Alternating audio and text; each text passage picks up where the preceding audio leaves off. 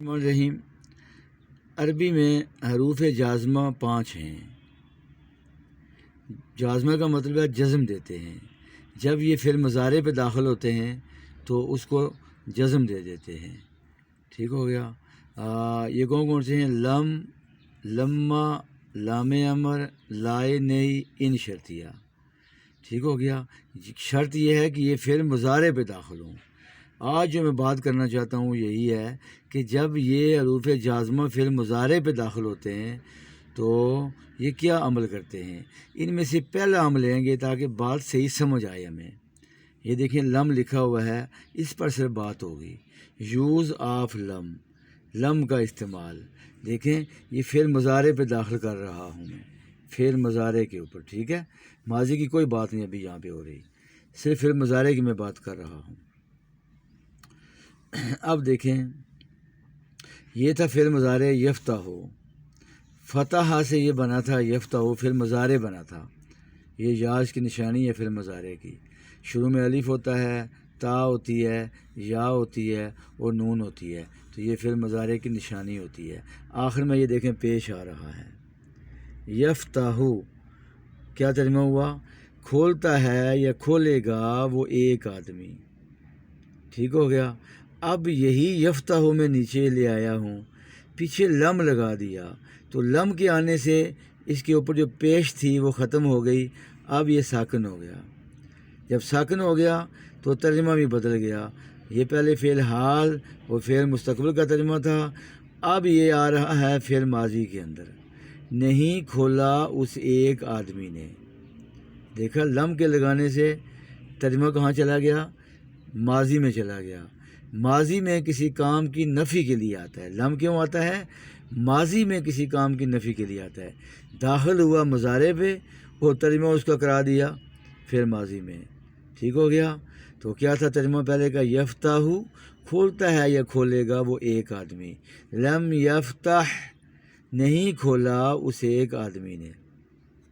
Number 2 مثال کو دیکھیں۔ تفعلون، جمع مذکر حاضر کا صیغہ ہے۔ یہ واو بتا رہی ہے کہ یہ جمع کا صیغہ ہے۔ ٹھیک ہو گیا۔ یہ تا بھی اس کی نشانی ہے۔ فعل حال بھی ہے، فعل مستقبل کی ہے، پریزنٹ ٹینس بھی ہے، فیوچر ٹینس بھی ہے۔ کرتے ہو یا کرو گے تم سب مرد۔ لیکن جب ہم لم لگائیں گے تو یہ نون اعرابی اڑ جائے گا۔ نون اعرابی اس کو یہ ڈیمالش کر دیتا ہے، صفحہ 80 سے اس کو مٹا دیتا ہے۔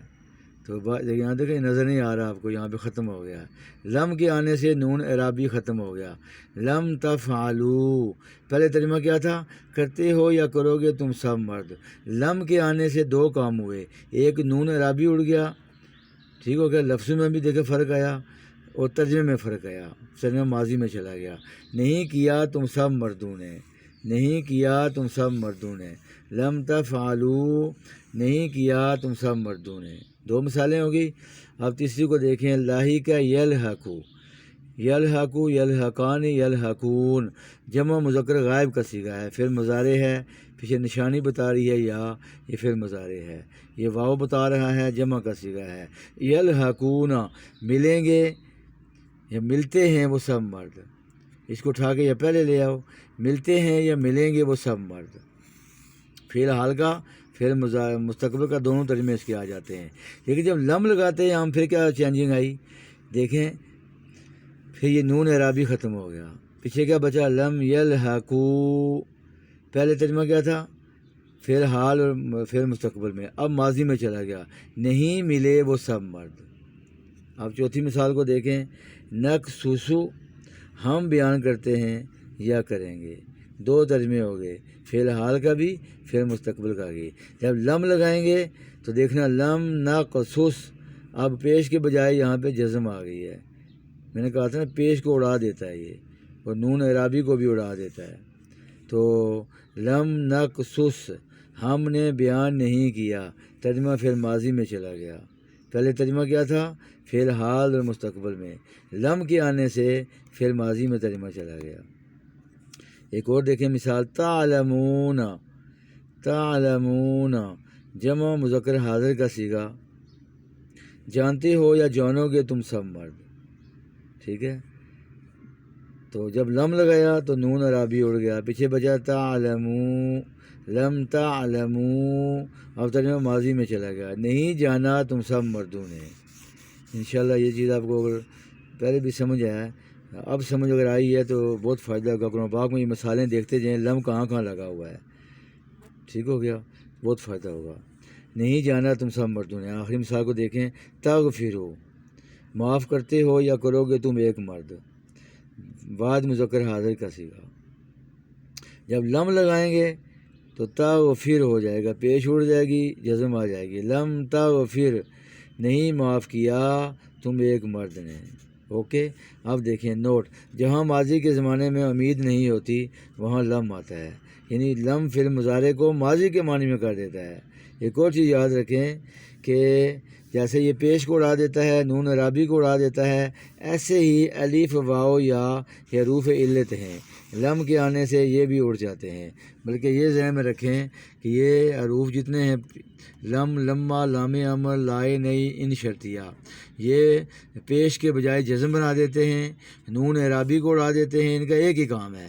اور دیکھا، نون عرابی کو بھی اڑا دیتے ہیں، اور یہ شد کو بھی، کیا نام ہے اس کا، یہ ضمہ کو بھی اڑا دیتے ہیں، یعنی پیش کو بھی اڑا دیتے ہیں۔ اگر حروف علت آ جائے، الف واو یا، ان سب کا یہی کام ہے کہ یہ ان کو برداشت نہیں کرتے، اس کو برداشت نہیں کریں گے، اور پیش کو برداشت نہیں کریں گے، اور نون عرابی کو برداشت نہیں کریں گے۔ تو مجھے امید ہے کہ آج کی ویڈیو آپ کو بہت پسند آئی ہوگی، نہیں پسند آئی تو پھر بھی انشاءاللہ آپ کو پسند آئی ہوگی۔ ہم مسلمان ہیں، جب بھی آپ قرآن پاک کھولیں، جہاں بھی لم آئے گا تو اسی طرح آپ ترجمہ وہاں کرتے جائیں، اور آپ یہ بھی دیکھیں گے وہاں پیش نہیں آئے گی، یہ بھی دیکھیں گے وہاں نون عرابی نہیں آئے گا، یہ بھی دیکھیں گے وہاں الف واو یا نہیں آئے گی، یہ حروف جو ہیں ان کو اڑا کے رکھ دیتے ہیں۔ تو آج کی بات اسی پہ ختم کرتے ہیں۔ فی امان اللہ، السلام علیکم ورحمۃ اللہ وبرکاتہ۔